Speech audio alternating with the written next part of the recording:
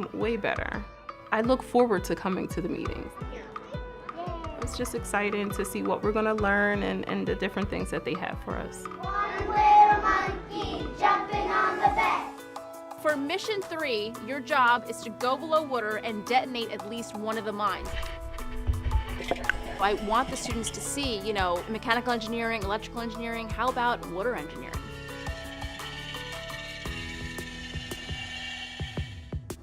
I don't know if they understand when we first start how big this project's going to be for them, but in the end, just watching them grow through the process, understanding it, learning it, owning the information is very important.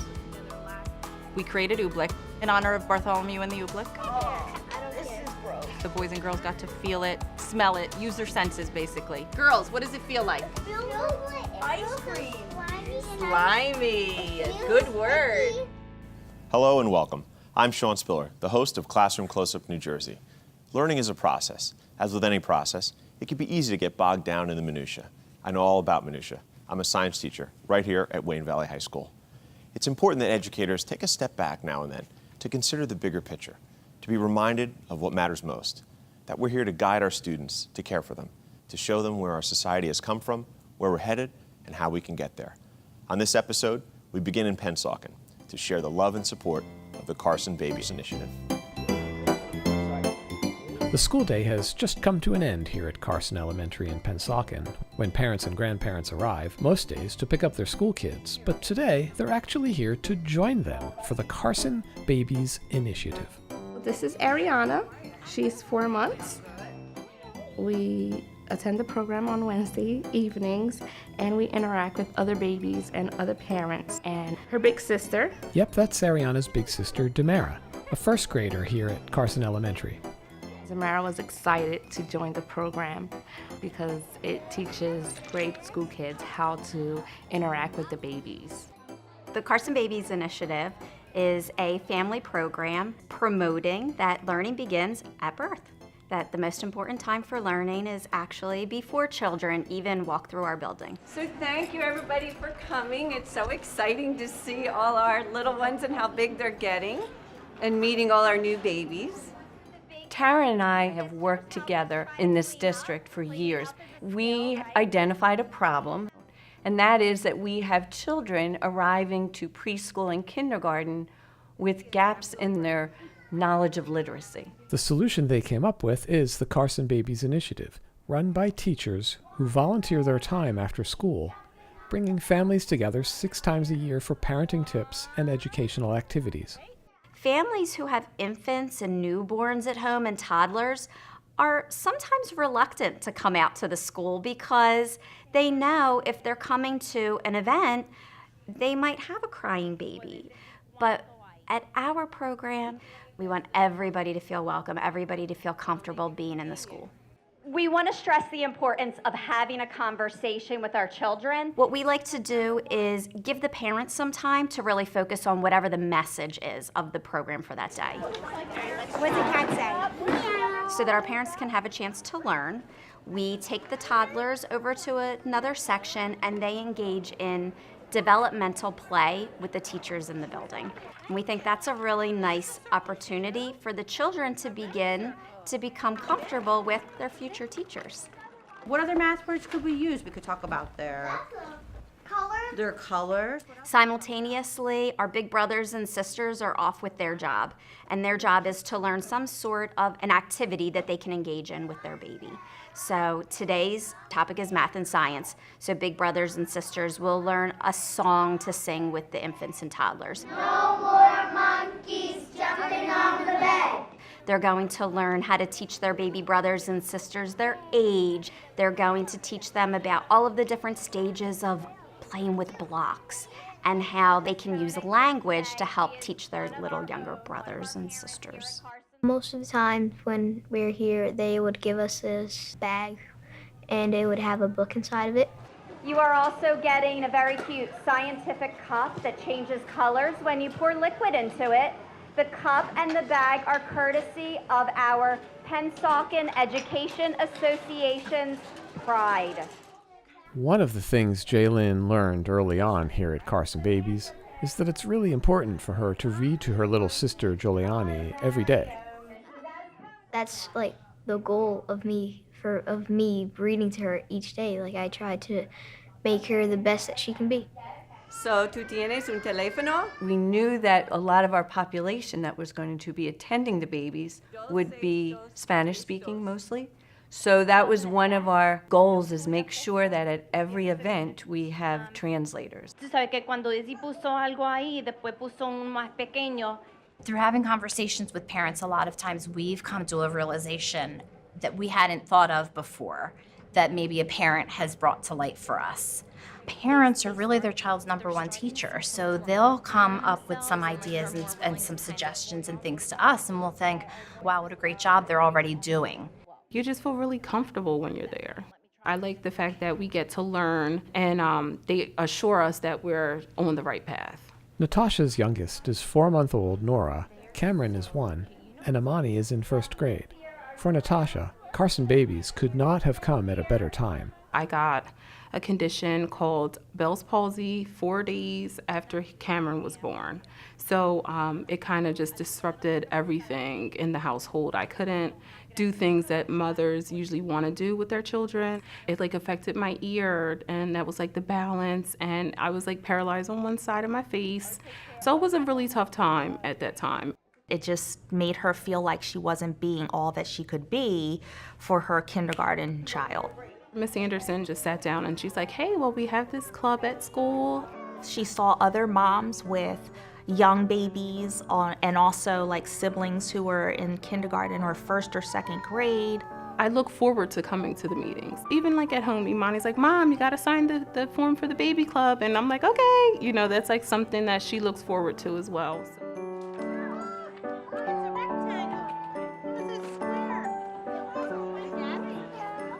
When you're a parent and you are sending your child off to school for the very first time, you want to know that the people in that room love your children and that they are going to take very good care of them, and they're in a loving and a caring environment.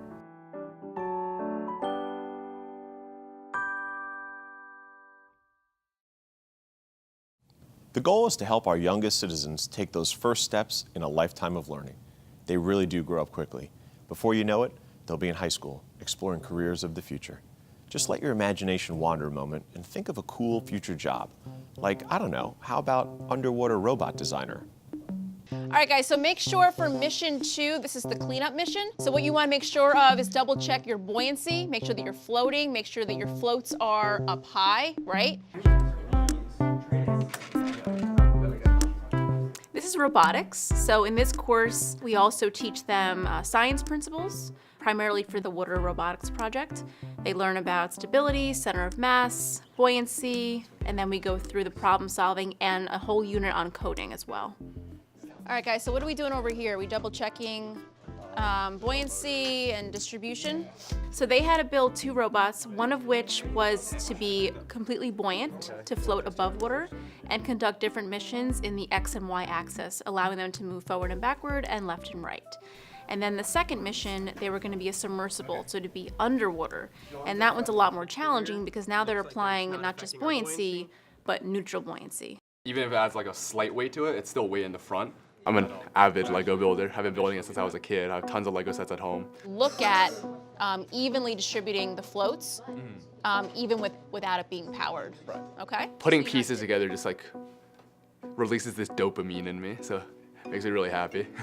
Working in a classroom in groups and quickly going through a project, Legos is the best thing to do because they understand how to construct and they can easily break apart and redesign within 5-10 minutes. So right now we're going to be testing for the neutral buoyancy of our robot. So this is our submarine robot, which is built to go underwater and stay underwater. So we're going to be making sure that it floats right about in the middle and is stable down there. This class is all these different approaches to this same engineering problem-solving mindset, and the fact that we take all these different angles on it and all these different iterations of trying new things, it really helps to clearly cement the engineering mindset and problem-solving into your mind, which is by far the most important thing you can take away from this kind of course. Our robot to start is neutrally buoyant, so it floats in the middle of the water. We've tested a few times in the classroom's fish tank, and it seems to be working pretty well. I think the whole point is that we're able to work on this as a team together, and we're all able to help in whatever we need to get done. There's gonna be smaller ping pong balls and larger wiffle balls to simulate the cleanup or the oil spill in the pool that I want the students to see, you know, mechanical engineering, electrical engineering, how about water engineering? I want you guys driving around and attempting to collect as many balls as you can. All right? All right.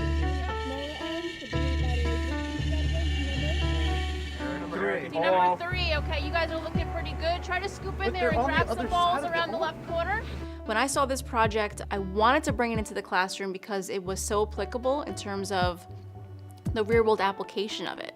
Very good. All right, try to get those 4 right there. Right now we're trying to collect them from this other group that has lots of them. Now it's becoming more relevant with things like oil spills, with things like underwater navigation. Grab that clump right there, John.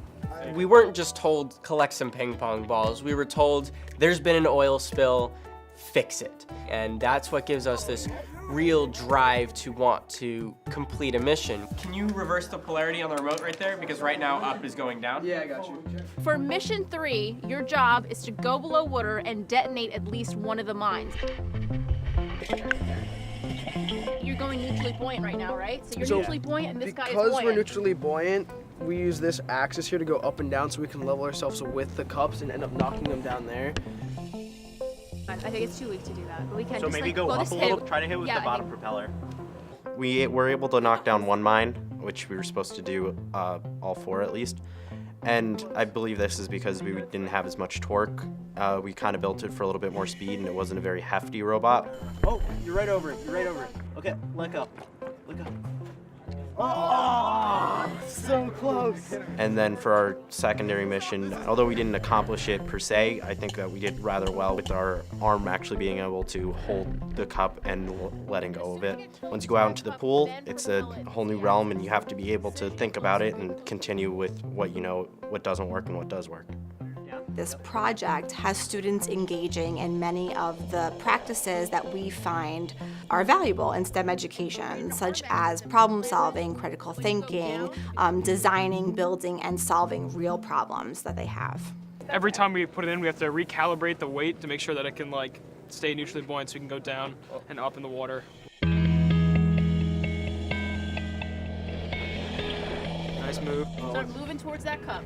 So in terms of science principles and math principles in this course, they all kind of converge together. That's the beauty of STEM. And then I had Greg DiLorenzo from the math department come in and talk about buoyancy and Archimedes' principle of buoyancy. So when the students actually see that they're applying certain principles, that's when the light bulbs start going off. In terms of you all 3 teams being in the pool, I think what one challenge was that the arm mechanism that collects the debris, right, the pollution in the pool, is very large. So when I like to be able to, as a teacher, spark interest, even if it's a little bit, in a possibility of what maybe they want to do as a profession or even as a hobby. I feel the most reward when they display perseverance and grit and push through the challenge and learn that they can do it, as long as they apply themselves. Hard work, believe me, it always pays off.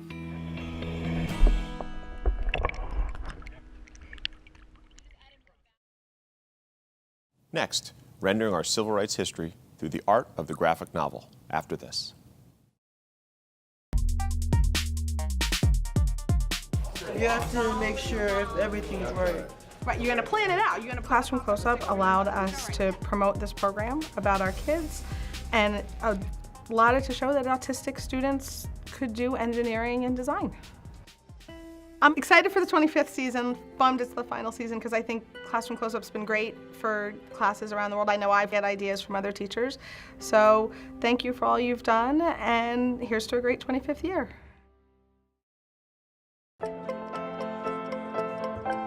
It's about this boy named Daniel, and he's living in the 1960s at the height of the Civil Rights Movement, and he becomes a Black Panther, and it's about his life and what his family thinks of it and what happens to him.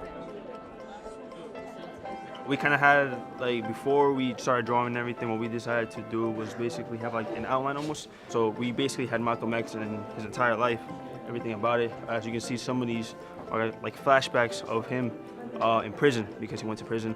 We showed his involvement with the Nation of Islam, his departure, and even his pilgrimage to Mecca. I enjoy seeing the students grow as they go through this project.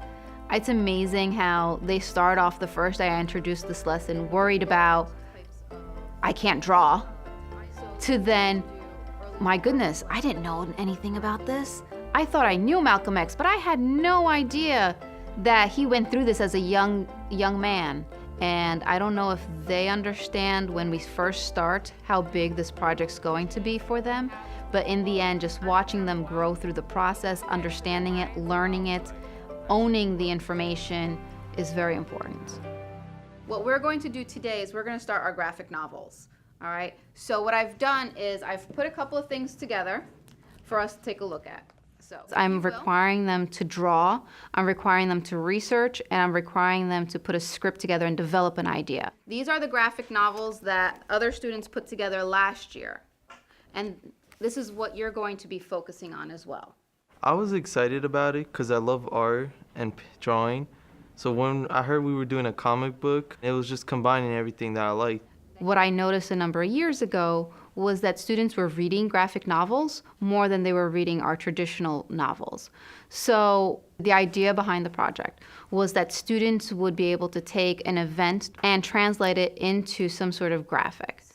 We're going to connect what we learned with the US 1 class to the US 2 class and make sure we follow civil rights through all of history.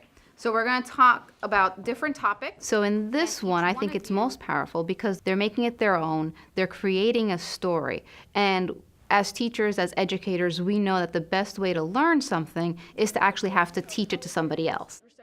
We had 4 different topics, so we decided to kind of tie them together by making it seem like it was a grandmother telling her grandson the story for his school report. And she talks about the Little Rock Nine and why schools were segregated and protests to end segregation. And because we based it around her telling the story, we were able to make the story just one big story that continued on to the end.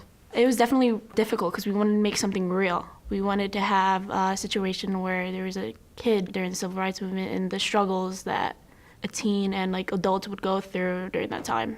You get more like sucked into it in a sense because you have to think about it and you have to get involved in it, and I really like that.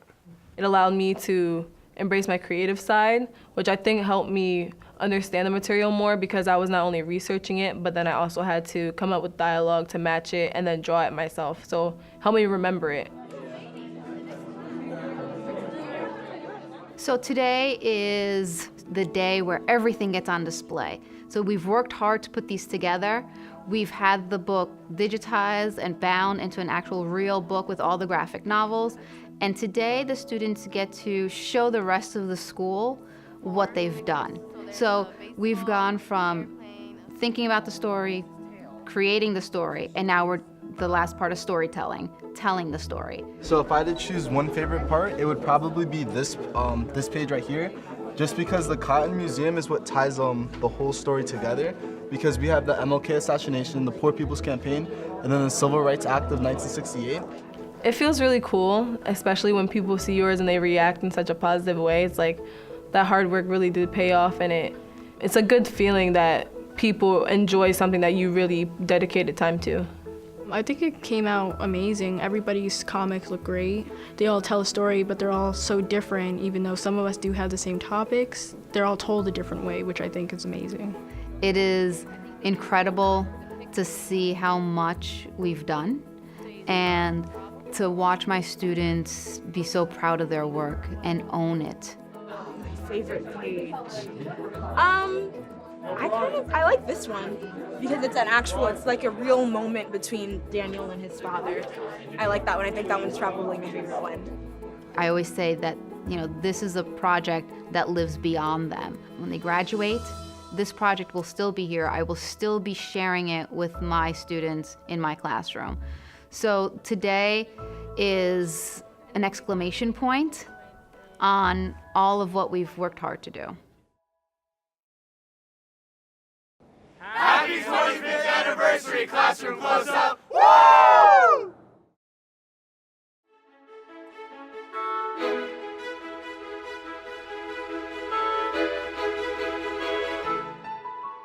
The sun did not shine. It was too wet to play. So we sat in our school on that cold, cold, wet day. We saw him walk by in the rain as we sat. We opened the door. It was the Cat in the Hat. I was about to cry with happiness. I was surprised. I love the Cat in the Hat and kind of like how he cheers up all the children. The Cat in the Hat was there to celebrate Read Across America. Read Across America here at Triangle School is a huge celebration. It's a day that we celebrate Dr. Seuss's birthday, but more so that we celebrate literacy. Drop everything and read. Drop everything and read. Drop everything and read. We always try to start or end our Read Across America with a drop everything and read. All right, we are going to drop everything and read in honor of Dr. Seuss's birthday. So if you want to grab a book, find a comfy spot around the room, open it up, and enjoy your reading. It gives the students a short period of time to just stop doing what they're doing, take out a book, and sit down and read. Because if kids read, their vocabulary increases, their view of the world increases, their competence and confidence increases. We brought in all the Dr. Seuss books to touch on a math skill. All right, so Dr. Seuss loves the number 10, but there's a giant number of apples in this cart. And we were just talking about strategies to figure them out. How many apples do you think there? And do you want to make a prediction? What if you count and I put the bears? How many more items you needed? Or touch on a science skill. What's going to happen when we mix these ingredients? We created oobleck in honor of Bartholomew and the oobleck. The boys and girls got to feel it, smell it, use their senses, basically. Girls, what does it feel like? It feels like ice cream. Slimy. Good word. We try to use our senses a lot when we're writing, whether we're writing a narrative or writing about an experiment. We touch on a reading sequencing skill. The Lorax had some problems with some things, right? What happened to some of those animals in the Lorax? I thought the Lorax piece was so important that the kids had to connect that they are the people that are now supposed to solve the problem. We have to protect our environment. And that's the message the Lorax is giving it. So the book doesn't solve the problem. We just assume that you, the kids of today, are going to solve the problems, right, in our environment. So that's why we're planting seeds. We took the story and we used it as a bounce off to say, all right, now how would we do planting a seed? We use our finger to make a hole, then we drop the seed in the hole, and then what do we do? Fill the hole with dirt. Fill the hole with dirt. So we would have to follow the directions. So we had to read, we had to understand that we had to put those events in order. They don't call me green fingers for nothing. There we go. There's my green thumb. Excellent. We'll see a Dr. Seuss book that ties in creativity. Last week we read The Cat in the Hat, and this week we did a pre-write and they designed cleaning machines because in The Cat in the Hat they had a cleaning machine. There's going to be like pom-poms over here that cleans it, and then dust is going to come out, or like dangerous stuff, and then you take it out, pour it, and then you just continue. Like a filter. Yeah, like a filter, like a dangerous filter. This is it stands for fluffing pillows, and it just cleans dust with this broom, and it goes in here and it dumps it out. And these are the wheels. Look at that. I love it. All these books, there's so many great ideas, and there's so many extension activities that we could do with our students. And it's all from Dr. Seuss. All of the grades participate in the event. It's K-4, so our kindergarten through 4th grade participates in everything. Every year is a different theme. Dr. Seuss is on the loose. Dr. Seuss is on the loose. Dr. Seuss is on the loose. Dr. Seuss is on the loose. This year, because Dr. Seuss is on the loose is our theme, we're having some first responders and soldiers come in and read to the students. I am the Lorax he coughed and he whiffed. Every year we try to get the 8th graders to come over and read to the students. When I used to go here, I remember people from the middle school coming to read to us, and I wanted to do the same thing. I liked reading to the kids because I really enjoy reading, and so just being able to read to all them and let them like listen and see the book is just awesome. And Anytime a child sees an adult with a book or an older student with a book expressing the importance of reading, it rubs off. Today, my class is reading to a first grade class. We each have a first grader, so I am reading to one, and same with my entire class. If you walk through the building and you see everything that's up, we have an idea. Our art teacher, Nancy Knutson, has the vision. It feels like you're walking through the book of Dr. Seuss. Reading is not just about being a second grader or a third grader or a fourth grader reading. It's a lifetime. It's a lifetime skill that will take you far, take you places. Oh, the places will go if you only just keep opening books.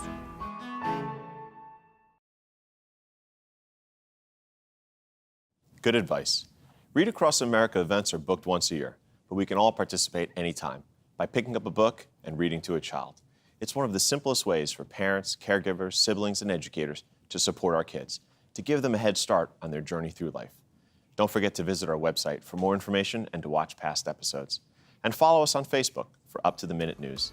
Next time, more about the joy of literacy and other inspiring stories from our great public schools. Until then, for Classroom Close-Up New Jersey, I'm Sean Spiller. See you soon. How big they're